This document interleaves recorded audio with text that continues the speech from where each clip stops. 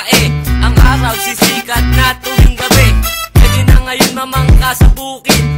Na ang sasakyan sa himpapawid. Titira na sa impyerno si San Pedro. Pwede nang ipampasada ngayon ang UFO. Pusa na ngayon ang tawag sa daga. Ang mga Hapon Tagalog na magsalita. Magkasing laki na langgam at elepante. Di na magpapatuli ang mga lalaki. Ang matitino ikukumpain sa mental. Ang presidente babalik sa kunsyan. 24 oras na ang TV patrol. Dole na ang ginagamit na bola sa basketball.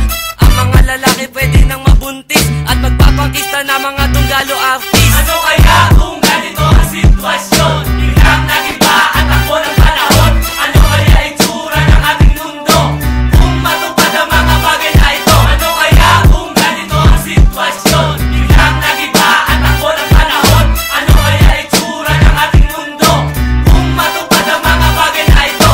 Wala nang halaga ang diamante at ginto. Saan na ang gagawin pamatos sa piko?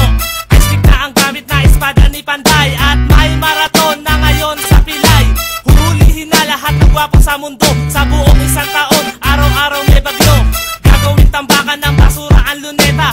US at Iraq, ibabalik na ang gera. Isasarado na lahat ng paaralan. Ang Pasko ipagdiriwang na tuwing November 1. Pwede na ang inumin ng tubig sa kanal.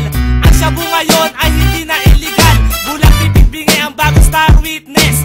Dito sa Pinas, bawal na ang flawless. Hindi na wanted ang mga kidnappers. Sa game ka na ba? Pwede na mag-typers. Ano kaya kung ganito ang sitwasyon? Biglang nag-iba at ako ng panahon. Ano kaya itsura ng ating mundo kung matupad ang mga bagay na ito? Ano kaya kung ganito ang sitwasyon? Biglang nag-iba at ako ng panahon. Ano kaya itsura ng ating mundo kung matupad ang mga bagay na ito? Laos na ngayon ang teleserye. Pwede nang gawing noodles ang alambre. Sa Manila, so ikukulong ang preso. Libre na ngayong kuryente ng Meralco. Ang gulong ng kotse, gagawing tatsulok. Ang mga bulkan minuto puputok. Ang mga Kristiyano, sasapi sa kulto. At patras na tumakbo ang kabayo. Pwede na ngayon, sungkitin ang bituin. Sa boxing, referee na ang susuntukin.